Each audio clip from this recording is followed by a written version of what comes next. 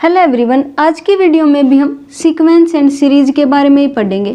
Sequence and series, इससे जो previous video थी हमारी, उसमें भी हमने सीक्वेंस एंड सीरीज के बारे में ही पढ़ा था, लेकिन उसमें हमने अर्थमेटिक प्रोग्रेशन के बारे में पढ़ा था।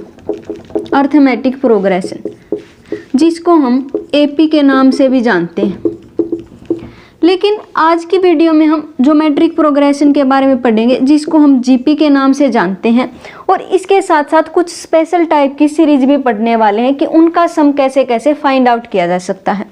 तो सबसे पहले अर्थमेटिक प्रोग्रेशन में हमारे पास क्या था कि अर्थमेटिक प्रोग्रेशन में जो नेक्स्ट टर्म होगी वो पिछली टर्म में कुछ ना कुछ फिक्स नंबर ऐड करने से बनी होती थी। और जो ज्योमेट्रिक प्रोग्रेशन है बिल्कुल सेम ही होती है, लेकिन एक चीज अलग हो जाती है कि इसमें जो नेक्स्ट टर्म होगी वो प्रीवियस टर्म में कोई फिक्स नंबर मल्टीप्लाई करने से बनी होती है। इसमें जो नेक्स्ट टर्म मिलेगी वो कैसे मिलेगी? प्रीवियस टर्म में कुछ ऐड करना पड़ता है। इसमें क्या करना पड़ता है? नेक्स्ट टर्म कैसे मिलेगी? प्रीवियस टर्म में कुछ मल्टीप्लाई करना पड़ता है। और ये जो फिक्स नंबर यहाँ पर होता है, इसको तो हम बोलते हैं कॉमन डिफरेंस। और ये जो फिक्स नंबर होता है, इसको हम बोलते हैं कॉमन रेशियो। अब इसका एग्जाम्पल क्या बन सकता है कि प्रीवियस टर्म में कुछ ना कुछ ऐड करने से बना हो। मैं मान लेती हूँ कि पहली टर्म क्या है? 1 है। अगर मैं इसमें सेकंड टर्म कैसे बनेगी? इसमें कुछ फिक्स नंबर ऐड करने से बनेगी। मैं इसमें 2 ऐड करना चाहती हूँ, मतलब कॉमन डिफरेंस क्या रखना चाहती हूँ? 2 रखना चाहती हूँ। तो ये टर्म क्या बनेगी? 2 + 1 3 बन जाएगी। नेक्स्ट टर्म क्या बनेगी? 3 + 2 क्या बनेगी? 5 बनेगी। फिर 7 एंड सो ऑन। ये बन जाती है एक एपी। लेकिन इसमें क्या है कि जैसे कि हमारे पास पहली टर्म मैंने 1 ही रख ली। अब क्या किया कि यहाँ पर क्या करना था? ऐड करना था फिक्स नंबर। मैं इसमें क्या करना चाहती हूँ? फिक्स नंबर से क्या करूँगी? मल्टीप्लाई करूँगी। तो मैं मान लेती हूँ कि 2 से मल्टीप्लाई करना चाहती हूँ मैं। तो नेक्स्ट टर्म कैसे मिलेगी? प्रीवियस टर्म में कुछ ना कुछ फिक्स नंबर मल्टीप्लाई करने से बनेगी, मतलब 2 × 1। और इससे नेक्स्ट टर्म लिखना चाहती हूँ तो 2 × 2 एंड सो ऑन। इस तरीके से बन जाएगी जीपी। और इसमें क्या था, हमें जब भी कॉमन डिफरेंस फाइंड आउट करना होता था तो हम क्या करते थे? नेक्स्ट टर्म में से प्रीवियस टर्म माइनस कर देते थे। जैसे कि 5 - 3 क्या बनेगा? 2 बन जाएगा। तो ये क्या बन जाएगा? कॉमन डिफरेंस बन जाएगा। या फिर इसमें से ये माइनस कर दूं तो भी कॉमन डिफरेंस बन जाएगा। इसमें क्या बनेगा? अगर मैं सेकंड टर्म को फर्स्ट टर्म से डिवाइड कर देती हूँ तो कॉमन रेशियो बनेगा। इसमें क्या था? डिफरेंस करने से कॉमन डिफरेंस बनता था, और यहाँ पर क्या बनेगा? डिवाइड करने से कॉमन रेशियो बनेगा। तो अगर मैं किसी भी जीपी का अगर कॉमन रेशियो फाइंड आउट करना चाहती हूँ तो क्या करूँगी? इसकी जो सेकंड टर्म है उसको फर्स्ट टर्म से क्या कर दूंगी? डिवाइड कर दूंगी। तो ये कॉमन रेशियो आ जाएगा। या फिर क्या करूँगी? इसकी थर्ड टर्म को सेकंड टर्म से डिवाइड कर दूंगी तो भी क्या आ जाएगा? कॉमन रेशियो आ जाएगा। तो इसको बोलते हैं हम कॉमन रेशियो। और किसी एपी में जो nth टर्म होती थी वो क्या होती थी? a + n - 1 × d। जहाँ पर ये a क्या होता था? पहली टर्म होती थी। और ये n हमारे पास वो टर्म होती थी जो भी टर्म हम फाइंड आउट करना चाहते हैं। और d हमारे पास क्या होता था? कॉमन डिफरेंस होता था। तो इसी तरीके से जीपी का भी एक फॉर्मूला होता है nth टर्म फाइंड आउट करने का। तो सबसे पहले मैं मान लेती हूँ कि इसकी पहली टर्म क्या है किसी जीपी की? वो है a। और सेकंड टर्म क्या बनेगी? इसमें कॉमन रेशियो की अगर मल्टीप्लाई कर देती हूँ तो सेकंड टर्म मिल जाएगी। तो सेकंड टर्म क्या बन जाएगी? a × कॉमन रेशियो को मैं r मान लेती हूँ, तो ऐसा कुछ बन जाएगा। अब थर्ड टर्म कैसे बनेगी? सेकंड टर्म में कॉमन रेशियो की मल्टीप्लाई करने से बनेगी, मतलब AR² ऐसी बन जाएगी। अगर मैं फोर्थ टर्म की बात करती हूँ तो क्या बनेगा? इसमें r की मल्टीप्लाई करने से बनेगी, मतलब AR³ बनेगी। तो इस तरीके से मैं कर सकती हूँ। अब nth टर्म का फॉर्मूला यहीं से बनता है। अगर मैं पहली टर्म देखती हूँ तो क्या बनती है? a × r की पावर क्या है? यहाँ पर 0 है। और सेकंड टर्म देखती हूँ तो r की पावर क्या बन जाती है? 1 बन जाती है। थर्ड टर्म देखती हूँ तो r की पावर क्या बन जाती है? 2 बन जाती है, और फोर्थ टर्म में जो r की पावर होती है वो क्या बन जाती है, 3 बन जाती है। मतलब जो भी हम टर्म फाइंड आउट कर रहे हैं उससे एक कम होती है r की पावर।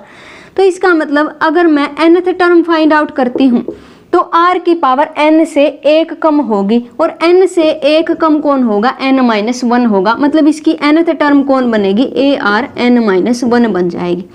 तो ये होता है हमारे पास किसी भी ज्योमेट्रिक प्रोग्रेशन की nth टर्म निकालने का फॉर्मूला, जहां पर a तो क्या होगा, फर्स्ट टर्म होगी, और r क्या बनेगा, कॉमन रेशियो बनेगा, और n वो टर्म होगी जो हम फाइंड आउट करना चाहते हैं।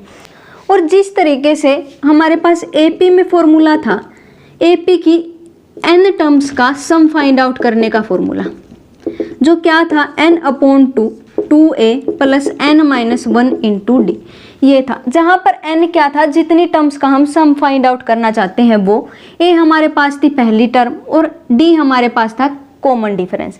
अब ज्योमेट्रिक प्रोग्रेशन के सम को फाइंड आउट करने का भी एक फॉर्मूला होता है। वो कैसे बनता है, जैसे कि मैं Sn को क्या लिख लेती हूँ, a plus AR square up to so on plus ARn-1, क्योंकि जो nth टर्म होती है उसमें r की पावर n से एक कम होती है।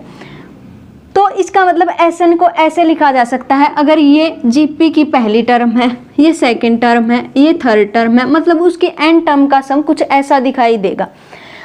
अब मैं क्या करती हूँ, इसको r से मल्टीप्लाई कर देती हूँ, इस इक्वेशन को r से मल्टीप्लाई करती हूँ तो यहाँ पर बनेगा RSn और यहाँ पर बनेगा AR square AR cube up to ARn। अब मैं क्या करूँगी, इसको मान लेती हूँ फर्स्ट इक्वेशन, इसको मान लेती हूँ सेकंड इक्वेशन। अब क्या करती हूँ, फर्स्ट में से सेकंड इक्वेशन को माइनस कर देती हूँ। माइनस करते ही क्या मिलेगा, Sn माइनस RSn, और इसमें से माइनस करने के लिए कुछ है नहीं तो इसको एज इट इज रखेंगे। अब AR में से AR माइनस हो जाएगा, AR स्क्वायर से AR स्क्वायर, और इसी तरीके से माइनस होते चले जाएंगे और लास्ट में क्या बच जाएगा, माइनस ARn। और यहाँ पर मैं Sn को कॉमन ले सकती हूँ तो क्या बनेगा, 1 माइनस R, और यहाँ से A को कॉमन ले सकती हूँ तो क्या बनेगा, 1 माइनस Rn।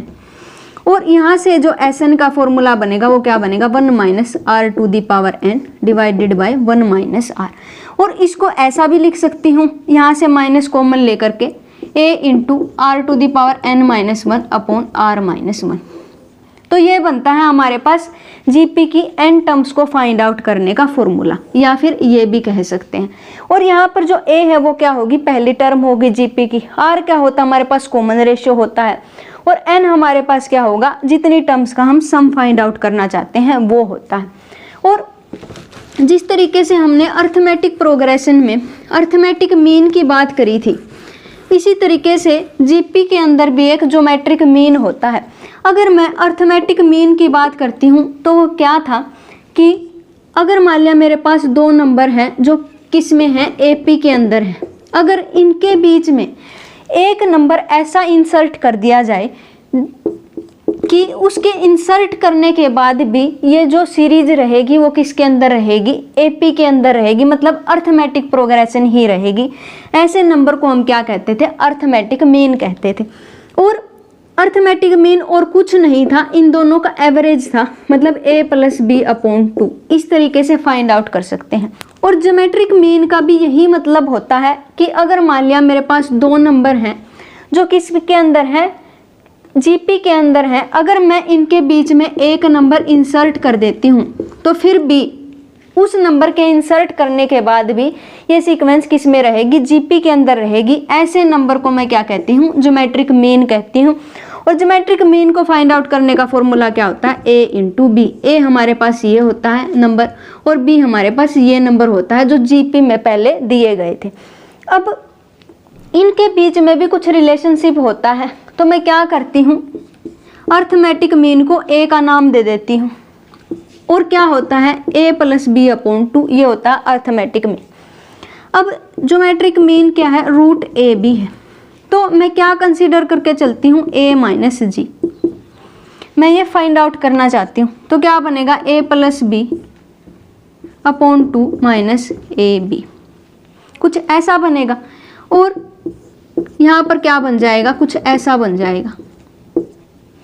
और ये किसका फॉर्मूला है, ये तो हमारे पास a minus B whole square इसके जैसा फॉर्मूला बनता है अगर मैं इसको ओपन करती हूँ।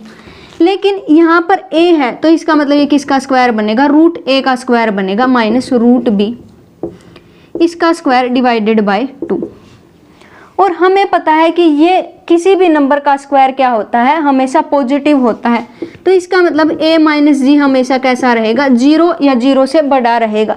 और यहाँ से हमें क्या पता चलता है कि अर्थमेटिक मीन हमेशा ज्योमेट्रिक मीन के इक्वल हो सकता है या फिर उससे बड़ा रहेगा।